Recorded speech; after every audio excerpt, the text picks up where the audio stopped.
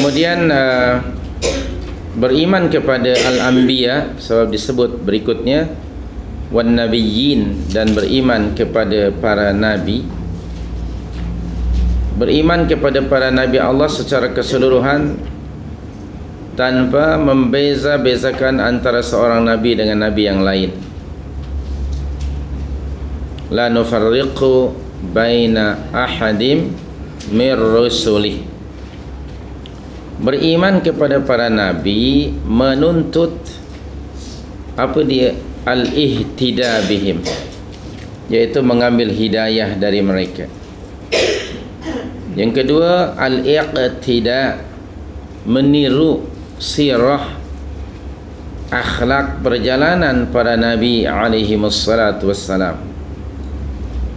Dan yang ketiganya at-ta'assi, yakni maksudnya mengambil dan menjadikan mereka sebagai suri tauladan.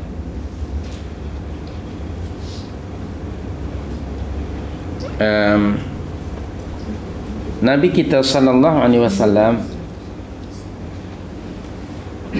pernah diperintah oleh Allah Subhanahu wa taala untuk berihtida, mengambil hidayah dari para anbiya sebelumnya. Apatah lagi kita dituntut untuk hanya mengikuti orang-orang yang telah mendapatkan taufik dan hidayah dari Allah. Umpamanya satu contoh lah, di dalam surah Yasin yang anda sudah hafal ya, ada ucapan Habib An-Najjar rahmatullahi alaihi ketika ia menasihati umatnya. Beliau mengatakan menurut firman Allah, Bismillahirrahmanirrahim, Ya qaumit tabi'ul mursalin. Selanjutnya, ittabi'u man la yas'alukum ajra wa hum muhtadun. Di hujung ayat tu. Okey. Sudah tentu anda tidak perlu membuka Al-Quran itu kerana sudah biasa. Wa hum muhtadun maknanya apa dia? Sedangkan mereka itu orang-orang yang telah mendapat hidayah atau petunjuk. Siapa? Al-mursalun, para nabi. Baik. Fabihudahum iqtadih. Allah sendiri berfirman di dalam ayat yang lain, walaupun ayat tersebut dahulunya khitab itu ditujukan kepada Nabi sallallahu alaihi wasallam, namun tujuannya adalah umatnya yang kena perintah itu. Atau dengan perkataan yang lain, menurut pertimbangan logik kita lah,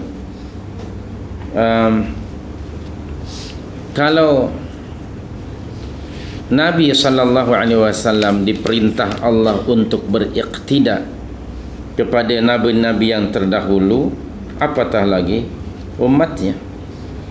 Sila anda rujuk surah yang ke-6 ayat 90. Surah yang ke-6 ayat 90. Qauluhu ta'ala, Bismillahirrahmanirrahim.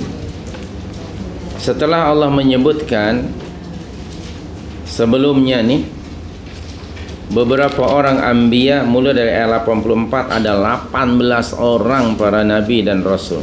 Mula ayat 18 tu. Ayat 84. Yaitu Nabi Ishaq, Yaqub, Nuh, Dawud, Sulaiman, Ayyub, Yusuf, Musa, Harun, Zakaria, Yahya, Isa, Ilyas, Ismail, Ilyasa', Yunus, Lut.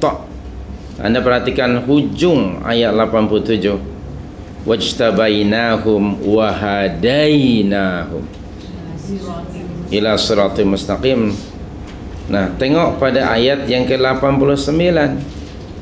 Mereka itu ulaika alladzina atainahumul kitaba wal hukma wan nubuwah. Dan mereka pada ayat 90 ulaika alladzina hadallah. Kalau tadi dalam surah Yasin al-muhtadun, itu dalam bentuk noun, di sini dalam bentuk past tense verb. Mereka itulah yang disebut tadi nabi-nabi itu orang-orang yang telah diberi hidayah oleh Allah. Nah, ada perintah di sini dari Allah kepada Muhammad SAW. Fabihudahum iqtadi. Itu perintahnya. Fabihudahum iqtadi. Maka ikutilah petunjuk mereka. Kalau Rasul sendiri sallallahu alaihi wasallam diperintah oleh Allah untuk beriqtida, mengikuti atau ihtida, dan meniru sirah para Rasul alaihi wassalatu wassalam dalam menyampaikan dakwah Islamiyah, dan bagaimana akhlak mereka di ketika mereka menghadapi karenah umat mereka yang selalu mengingkari kebenaran yang dibawa oleh para Rasul itu. Maka ya Muhammad, iqtadi, tiru mereka, jadikan mereka sebagai contoh bagi kamu. Bagaimana dengan kita? Lebih-lebihlah kita diperintah itu. Jadi beriman kepada para anbiya dan para rasul menuntut kita untuk berihtida dengan hidayah mereka.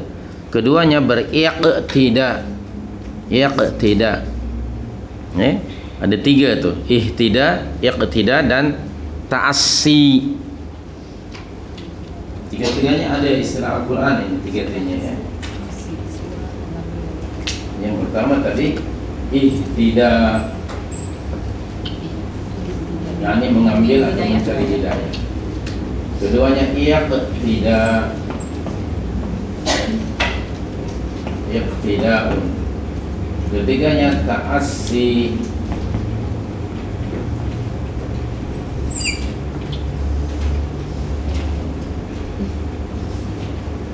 Ihtida, mengambil hidayah dari mereka petunjuk. Iqtida, meniru mereka, mengikuti mereka. Ta'assi, menjadikan mereka sebagai suri tauladan. Tadi sudah dirujuk ayatnya ya dalam surah 6.